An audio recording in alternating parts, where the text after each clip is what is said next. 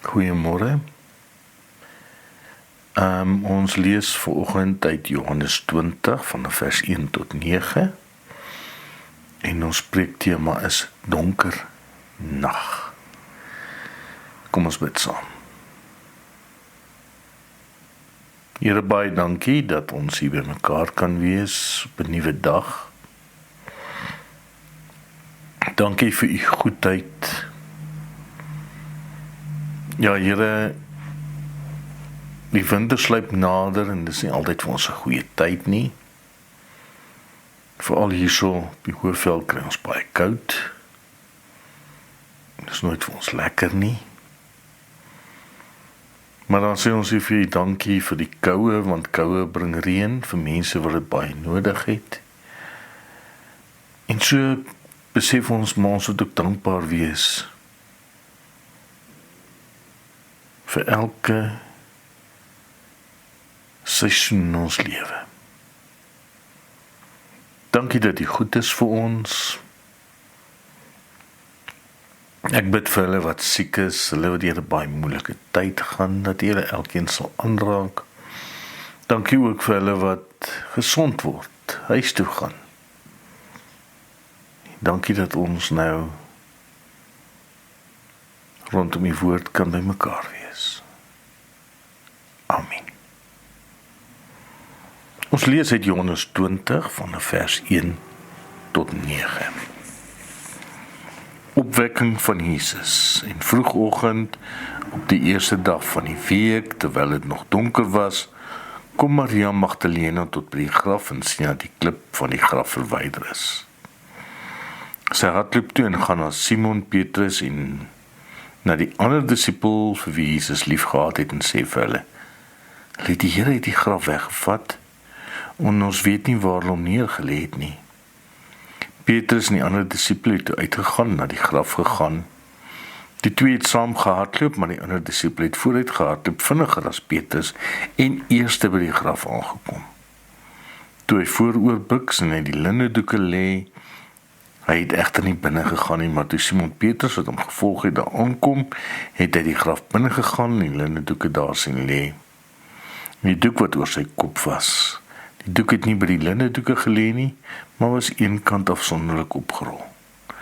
Toe het ook die ander disipel, die een wat eerste by die graf gekom het, binne gegaan en hy het gesien en geglo. Hulle het nog nie die skrif verstaan dat hy die dood uit moes opstaan nie. Ek lees net tot daar. Donker nag. Daar's altyd iets romanties gewees om in die aand te ry. Maar deesdae skram ons almal weg daarvan, want dit is gevaarlik, dit is donker. Jy weet nooit wat gebeur langs die pad nie. En as jy in die donker moet ry, en ek weet baie mense sê dit ook, ek kan nie wag vir die son om op te kom nie. En dan, uiteindelik breek die son deur, en dit is presies wat met Paasfees gebeur het. Paasfees was donker. Goeie Vrydag was eintlik 'n donker Vrydag. Saterdag was 'n donker dag.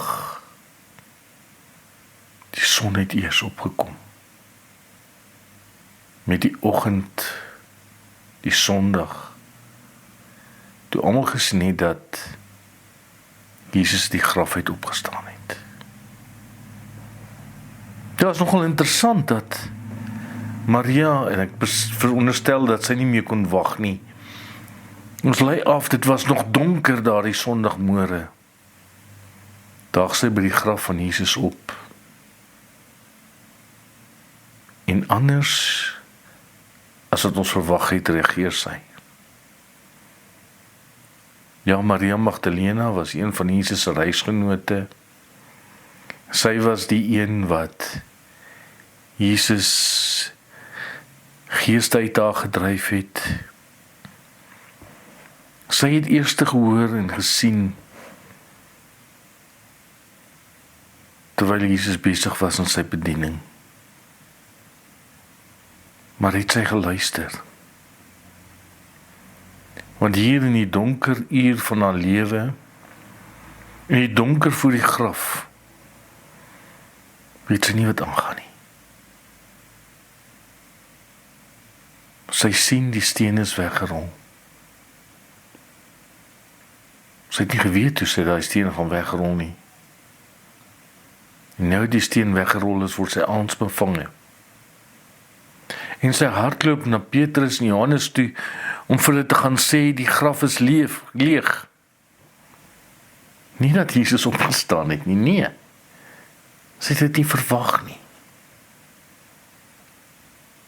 Al wat nou vir haar gaan, die graf is leeg. En daarom volgens haar is Jesus se liggaam gesteel. En nou hardloop die twee, want te gaan kyk, want gewoonlik was vrouens se getuienis nie baie hoog aangeslaan nie.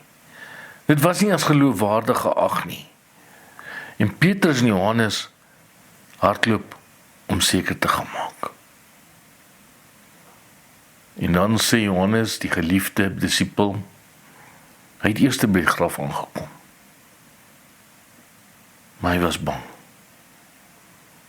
En Petrus met sy robuuste persoonlikheid storm die graf binne.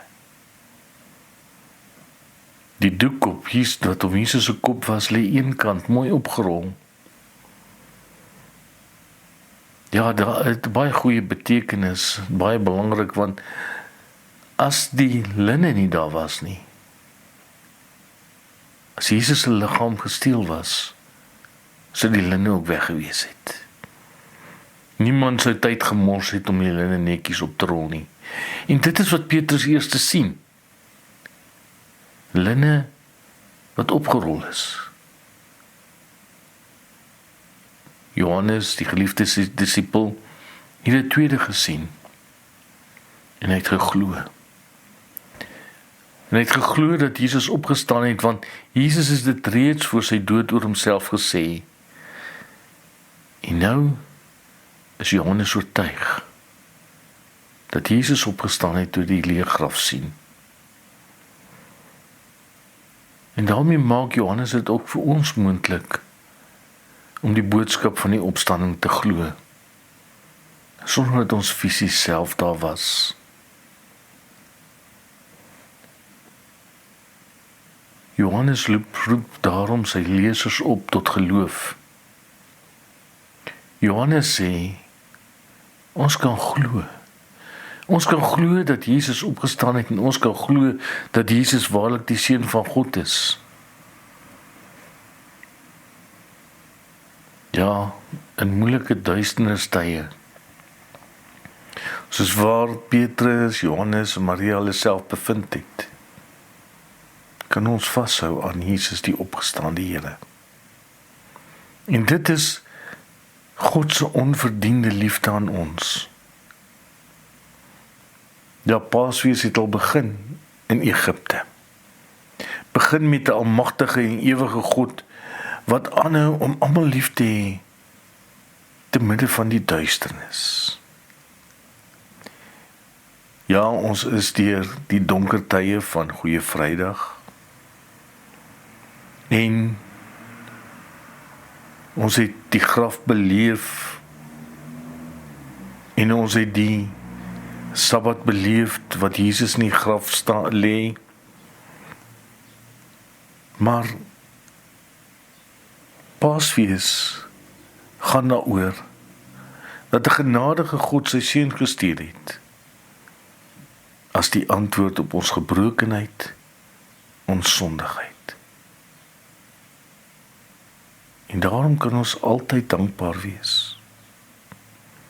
Ja, jy het al oomblikke van duisternis en donkerte gehad. Jy het al oomblikke van pyn gehad, gebrokenheid, hoop wat flenters geslaan is, drome wat vernietig is.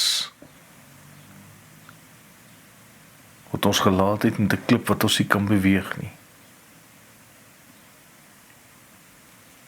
Ons het nie donker woorde gehoor wat ons nie wou hoor nie.